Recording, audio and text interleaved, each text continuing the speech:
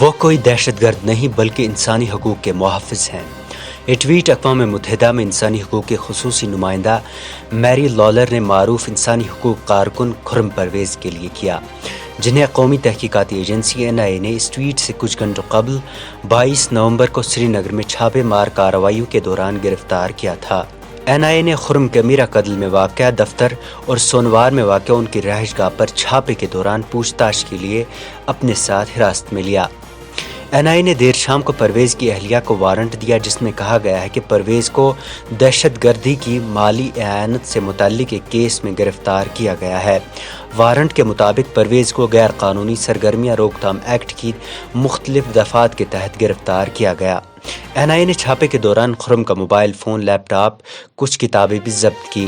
Reports کے مطابق agency نے جموں کشمیر CCS کے دفتر کی 14 گھنٹے تک تلاشی لی، جبکہ مزید تحقیقات کے لیے خرم کو NIA نے حیدرآباد اپنے ساتھ لیا۔ انسانی حقوق کے معروف کارکن خرم پرویز کی گرفتاری پر کشمیر سے لے کر اقوام متحدہ تک دنیا بھر کی تنظیموں نے سخت مخالفت کی اور ان کی رہائی کا مطالبہ کر رہے ہیں۔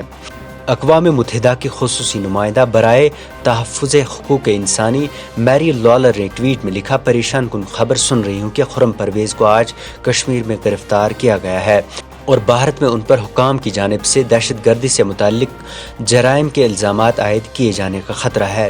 وہ دہشت گرد نہیں بلکہ انسانی حقوق کے محافظ ہیں۔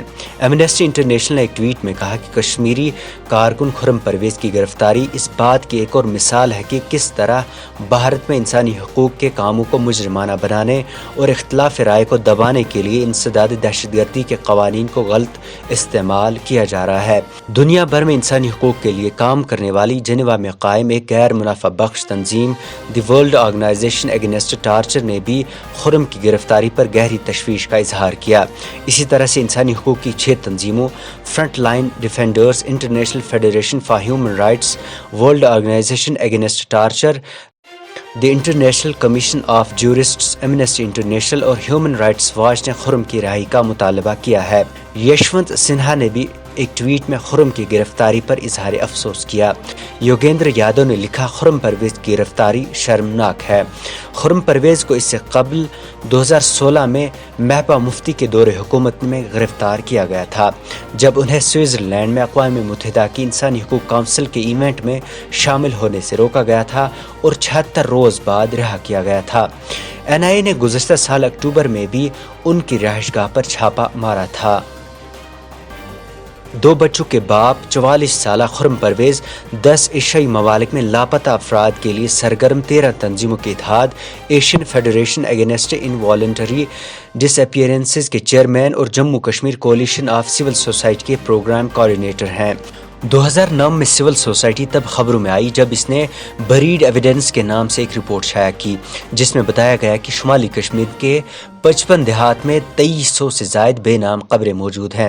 اس رپورٹ نے یورپی یونین کی توجہ بھی حاصل کی تھی۔ 2017 میں سول سوسائٹی نے مزید جموں صوبے میں ایسی 3800 سے زائد بے نام قبروں کی موجودگی کا انکشاف کیا تھا۔ 2004 میں اسمبلی انتخابات کے مشاہدے کے لیے خرم نے پورے کشمیر میں رضاکاروں کو بھیجا اور خود ایک ٹیم کے ہمراہ کپواڑہ گئے۔ اسی دورے کے دوران ان کی کار بارودی دھماکے کی زد میں آئی اور ان کی ساتھی رضاکار آسیہ جیلانی جاں بحق ہو گئی اور خرم اگرچہ معجزاتی طور بچ گئے، تاہم اس دھماکے وہ اپنی ایک ٹانگ گوا بیٹھے۔ Jammu Kashmir coalition of civil society نے انسانی حقوق کی پامالیوں کے متعلق درجنوں رپورٹس شائع کی ہیں۔ ان کی آخری رپورٹ اگست 2020 میں کشمیر انٹرنیٹ سیج دفعہ 370 کی منسوخی کے بعد شائع ہوئی تھی۔ تاہم اس کے بعد بظاہر کشمیر میں ابتر سیاسی حالات کی وجہ سے کوئی رپورٹ JKCCS کی جانب سے شائع نہیں ہوئی، جبکہ خرم بھی زیادہ فعال نظر نہیں آئے۔ رواں سال انہوں نے محض 3 ٹویٹ کیے ہیں۔ آخری ٹویٹ انہوں نے رواں سال ہی 30 اگست کو لاپتہ افراد کے عالمی دن کے روز کیا تھا۔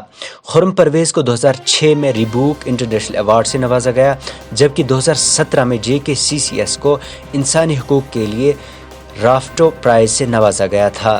بیورو رپورٹ، نو کی قلم۔